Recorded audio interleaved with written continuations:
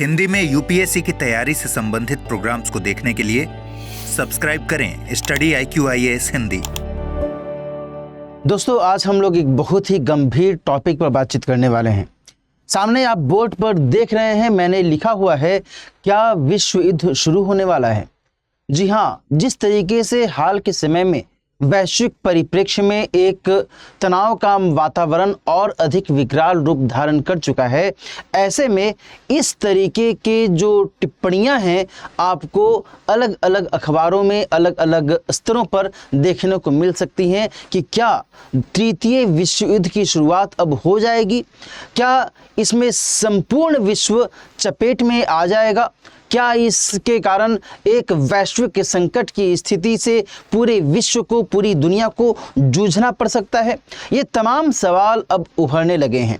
हालांकि मैं आपको ये भी बताऊं कि तृतीय विश्व युद्ध की संभावनाओं को लेकर के बीते लगभग 1-1.5 साल से अलग अलग स्तरों पर आपने जानकारियां सुनी होंगी, कई स्तरों पर बातचीत आपने देखे होंगे, लेकिन अब इसमें एक जो सच्चाई है, जो एक सच है, वह उभरता हुआ दिख रहा है। और ये बातें मैं खुद नहीं कह रहा हूं, बल्कि नाटो के अंतर्गत जो कुछ महत्वपूर्ण देश हैं उनके द्वारा जिस तरीके से अभी हाल के समय में सक्रियता अपनाई गई है, इस कंटेक्स्ट में ये बातें और अधिक महत्वपूर्ण और अधिक गंभीर हो जाती हैं।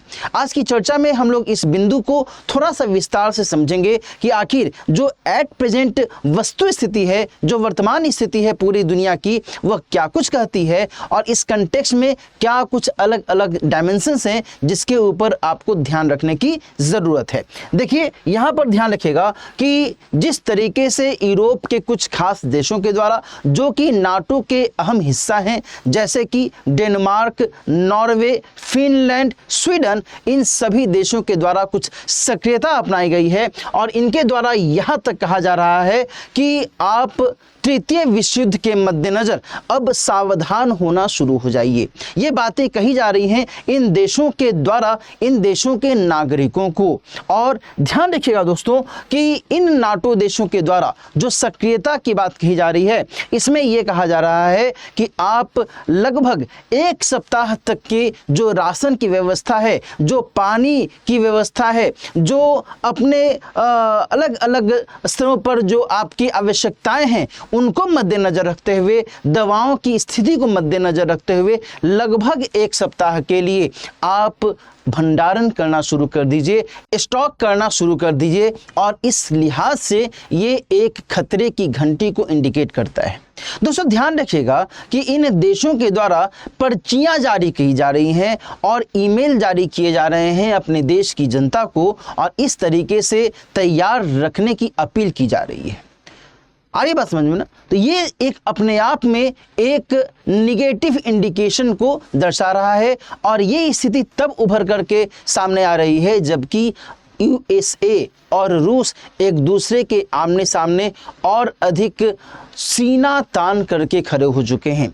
मैंने पिछले एक वीडियो में बताया भी है कि किस तरीके से अमेरिका के द्वारा यूक्रेन को एक खास मिसाइल को इस्तेमाल करने की अनुमति दे दी गई, जिसे AMACMS का नाम दिया जाता है, और उससे कहा गया कि आप रूस के जमीन पर इसका इस्तेमाल कर सकते हैं। देन आफ्टर रूसी राष्ट्रपति व्लादिमीर पुतिन के द्वारा न्यू न्यूक्लियर डॉक्ट्रिन पर हस्ताक्षर कर दिया गया और इसके कारण ये अब समझा जा रहा है कि वो किसी भी ऐसे देश पर हमला कर सकते हैं जो कि पारंपरिक हथियारों का भी इस्तेमाल करके रूस को नुकसान पहुंचाने की कोशिश करेगा।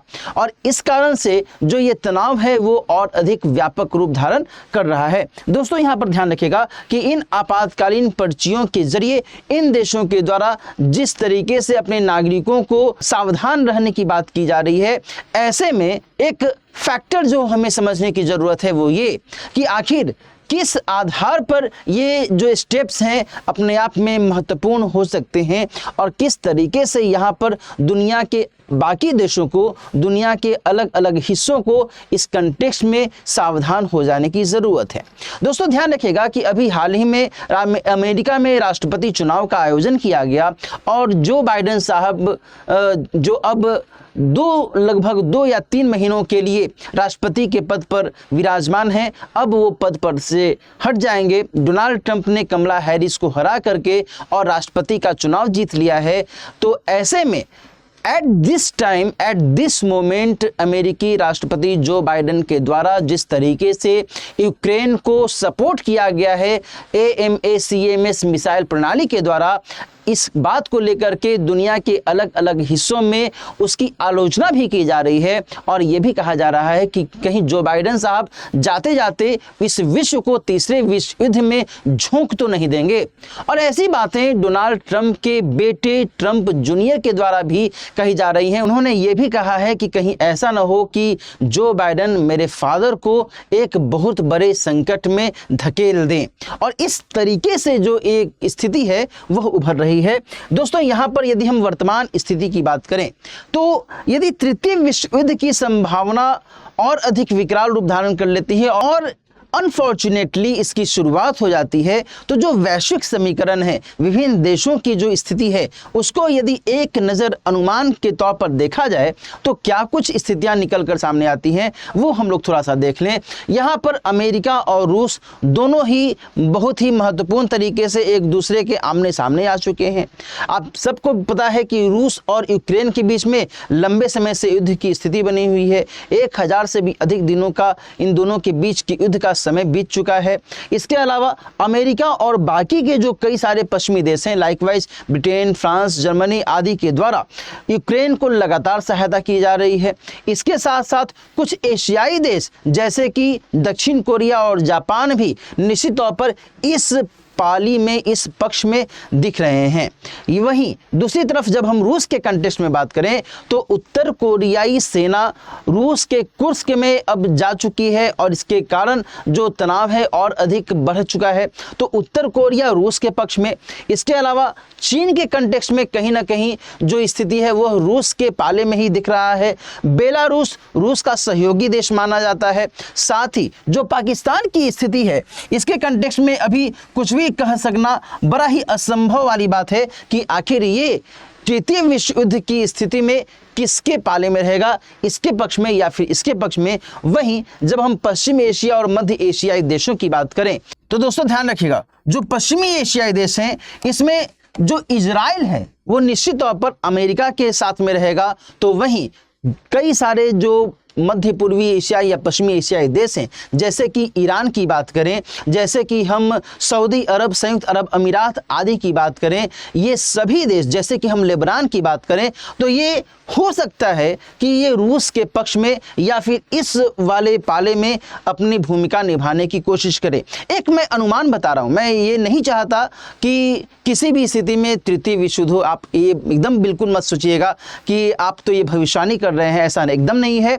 मैं एकदम नहीं चाहूँगा, या फिर कोई भी व्यक्ति क्यों ही चाहेगा कि तृतीय विश्व जैसी दुर्दशा को हम सभी को झेलना पड़े, है ना। लेकिन जो समीकरण बन रहे हैं, जिन समीकरणों को लेकर के अभी स्थितियां और अधिक विकराल रूप धारण कर रही हैं, उसके मद्देनजर यदि हम बात करें तो जो वस्तु स्थिति है उसके हिसाब से हम लोग इस चीज को देख सकते हैं। वहीं जब हम बात करते हैं मध्य एशिया के कंटेक्स्ट में दोस्तों, तो मध्य एशिया में जो कई सारे देश हैं, चाहे वो ताजिकिस्तान हो, किर्गिस्तान हो, उज्बेकिस्तान हो, है ना, या फिर तुर्कमेनिस्तान हो, इन सभी देशों की जो स्थिति है इसको लेकर के अभी कुछ भी क्लैरिटी नहीं कही जा सकती है कि वो इस विपरीत परिस्थिति में रूस के पाले में जाएंगे या फिर अमेरिका और बाकी के जो देश हैं उनका सहयोग करेंगे। यहाँ पर ये जो एक पक्ष है ध्यान में रखने की आवश्यकता है। वहीं जब हम लोग अपने देश की बात करते हैं, यानी कि भारत की बात करते हैं दोस्तों, तो फिर यहाँ पर ये ध्यान रखिएगा कि भारत यूएसए और रूस दोनों के साथ ही लगातार सहयोग की दृष्टि में रहा है और भारत दोनों को अपना मित्र मानता है, दोनों के साथ बराबर संबंध बनाए रखने पर इसने बल दिया है। यहाँ पर ध्यान रखिएगा कि यदि तृतीय विश्व युद्ध जैसी स्थिति पैदा होती है तो फिर भारत को अपने विदेश नीति के मद्देनजर इस बात का आकलन करना पड़ेगा कि आखिर किसके कंटेक्स्ट में, किसके पक्ष में हम अपनी उपस्थिति, हम अपनी स्थिति को स्पष्ट करें। यहाँ बात 1961 के संदर्भ में नहीं कही जा रही है, यहाँ पर बात कही जा रही है 2024 के संदर्भ में। जब 1961 में जिस समय की शीत युद्ध का दौर चल रहा था तो एट दैट टाइम उस समय भारत ने गुटनिरपेक्षता की नीति को बहुत ही शिद्दत से अपनाया था और इसके साथ साथ अन्य कई सारे देश आ गए थे।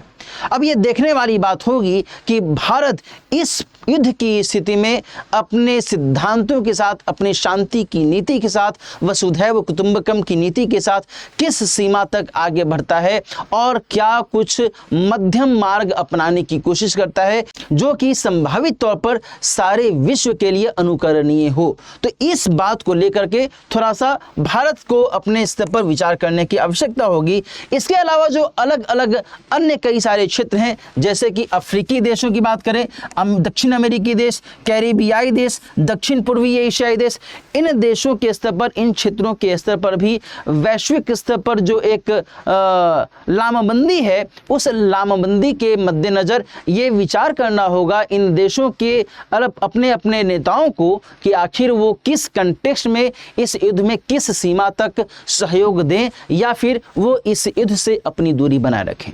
Getting it? ये सारे जो समीकरण हैं, इन सारे जो प्लस एंड माइनस हैं, प्रॉस एंड कॉन्स है, इन सभी को यहाँ पर ध्यान में रखने की आवश्यकता है, क्योंकि बात हो रही है विश्व युद्ध की, किसी एक पार्टिकुलर देश के दूसरे पार्टिकुलर देश से भिड़ंत की नहीं, बल्कि विश्व युद्ध की बात हो रही है ना। तो यहाँ पर ये जो पक्ष है दोस्तों, यहाँ इस बात को ध्यान में रखने की आवश्यकता है। अब ये आगे देखने वाली बात होगी कि इस कंटेक्स्ट में वैश्विक नेताओं के द्वारा, वैश्विक मंचों के माध्यम से, संयुक्त राष्ट्र के माध्यम से, है ना, इन सभी के परिप्रेक्ष्य में क्या कुछ कदम उठाया जाता है। उम्मीद यही की जानी चाहिए कि जिस तरीके से वैश्विक माहौल में अशांति की स्थिति पनप रही है, इसे जल्द से जल्द शांत किया जाए।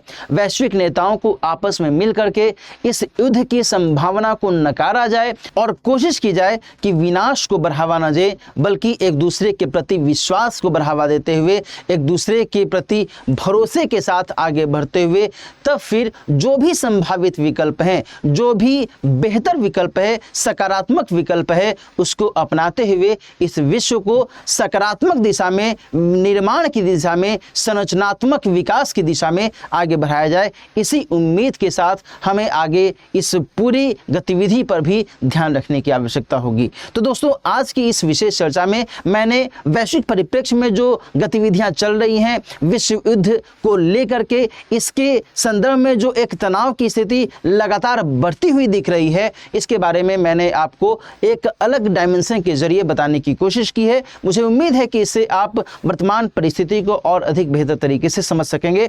आगे जैसा भी इस कंटेक्स्ट में अपडेट होगा उसके बारे में हम लोग फिर से बातचीत करेंगे। आज के लिए इतना ही। इसके साथ साथ मैं आपको ये भी बता दूं कि यदि आप सिविल सेवा परीक्षा की तैयारी कर रहे हैं तो फिर आप एक खास बैच में एडमिशन ले सकते हैं, जो कि 25 नवंबर से शुरू हो रहा है सुबह में 8 बजे से। ये एक लॉन्ग टर्म फाउंडेशन बैच है दोस्तों। यहाँ पर ध्यान रखिएगा कि यदि आप सिविल सेवा परीक्षा में जीएस की तैयारी को लेकर के अभी क्लैरिटी के साथ में कुछ भी नहीं विचार कर पा रहे हैं कि आखिर कैसे तैयारी करें, किस तरीके से तैयारी करें, कौन सा विषय आपके लिए मजबूत होए, कौन सा विषय में आप डर रहे हैं, किस तरीके से आपको अपनी समय सारणी बनानी चाहिए, किस तरीके से आपको नोट्स बनाना चाहिए, कौन सी किताबों को पढ़ना चाहिए, नहीं पढ़ना चाहिए, है ना, इस सभी के मद्देनजर जो ये लॉन्ग टर्म बैच है ये आपके लिए बहुत अधिक फायदेमंद हो सकता है। बेसिक से लेकर के एडवांस लेवल तक आपको इसमें एक बेहतर परफॉर्मेंस के मद्देनजर ये बैच आपके लिए उपयोगी हो सकता है।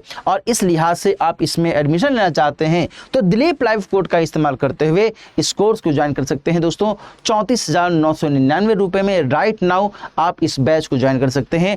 25 नवंबर से सुबह में 8 बजे से ये बैच स्टार्ट हो जा रहा है। हाँ, यहाँ पर पर मैं आपको एक बार फिर से ये बात कहना चाहूँगा कि मन में इस बात को लेकर के नहीं सोचना है कि थर्ड वर्ल्ड वॉर होगा तो फिर ये सिविल सेवा परीक्षा की तैयारी पढ़ाई लिखाई किस काम का, ऐसा बिल्कुल नहीं सोचना है ना। भरोसा रखिए अपने देश पर, अपने देश के नेतृत्व पर, और वैश्विक नेतृत्व को भी इस मद्देनज़र आगे काम करने की आवश्यकता है। इतना आसान तो नहीं है कि तृतीय विश्व युद्ध हो ही जाए, क्योंकि उसके कई सारे जो भयंकर परिणाम हैं वो निकल सकते हैं और उसका खामियाजा सभी को भुगतना पड़ सकता है। तो जो स्थिति है उसके हिसाब से कोशिश ये करनी होगी सभी देशों के नेताओं को कि इस मद्देनज़र एक बेहतर विकल्प की ओर आगे बढ़ें।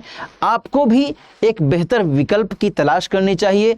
आशा की किरणों के साथ में आपको आगे बढ़ते रहना चाहिए और सकारात्मक और ऑप्टिमिस्टिक व्यू के साथ, आशावादी विचार के साथ आप अपने जीवन को आगे बढ़ाइए। तैयारी बेहतर से बेहतर तरीके से कीजिए ताकि आप सिविल सेवा परीक्षा में अच्छी रैंक के साथ सफल हो सकें। तो इसी के कंटेक्स्ट में ये बैच आपके लिए बहुत उपयोगी हो सकता है। क्लियर है? अच्छा, साथ ही यदि आप में से कोई ऐसा कैंडिडेट है जिसको लगता है कि आखिर कौन सी किताब से हम सिविल सेवा परीक्षा की तैयारी करें, कौन सी किताब मेरे लिए बेहतर है, कहाँ से मुझे बेहतर से बेहतर कंटेंट मिल सकता है ना। कई बार ये जो उधेड़ बूंद है, जो एक हौच पौच है, दिमाग में आते रहती है। कौन सी किताब मेरे लिए बेहतर है, कहाँ पर मुझे समराइज वे में कई सारी बातें मिल सकती हैं। तो इस तरीके की यदि आपको दिक्कतें हैं तो आप इस दिक्कत को भी दूर कर सकते हैं। ये 18 हिंदी पुस्तकों का जो सेट है स्टडी IQ IAS पब्लिकेशन के माध्यम से आपको मिल सकता है। दिलीप लाइव कोड का ही इस्तेमाल करते हुए आप 4299 रुपये में राइट नाउ 18 पुस्तकों के इस सेट को खरीद सकते हैं, जिसके जरिए आप अपनी तैयारी को सिलसिलेवार तरीके से आगे बढ़ा सकते हैं। और इसके जरिए आप में से कोई भी ऐसा कैंडिडेट है जो कि सेल्फ स्टडी के माध्यम से सिविल सेवा परीक्षा की तैयारी कर रहा है, तो उसके लिए ये जो किताबें हैं बहुत अधिक फायदेमंद हो सकती हैं। तो ये एक महत्वपूर्ण जानकारी है। साथ ही यदि आप में से कोई भी कैंडिडेट मुझसे जुड़ना चाहता है तो आप मेरे इस टेलीग्राम चैनल को सब्सक्राइब कर लीजिए। मेरे इंस्टा चैनल को आप फॉलो कर सकते हैं, इस पर भी मैं कई सारी जानकारियाँ देता रहता हूँ। साथ ही किसी भी प्रकार की क्वेरी के लिए आप इस मेल ID के माध्यम से मुझसे कांटेक्ट भी कर सकते हैं। आज की चर्चा हम लोग दोस्तों यहीं पर समाप्त करते हैं, इसी उम्मीद के साथ कि तृतीय विश्व युद्ध नहीं होगा, भगवान करे नहीं हो, और सभी लोग अच्छे से आगे बढ़ते रहें। भारत के प्रधानमंत्री ने भी कुछ दिनों पहले ये बातें कही थी कि भारत युद्ध नहीं बुद्ध का देश है। तो निश्चित तौर पर भारत निर्माण और विकास की बात करने वाला देश है, और ये जो गतिविधियां हैं, इन गतिविधियों को जल्द से जल्द विराम मिले, जल्द से जल्द सारा विश्व शांति की ओर आगे बढ़े, यही आशा है। All the best.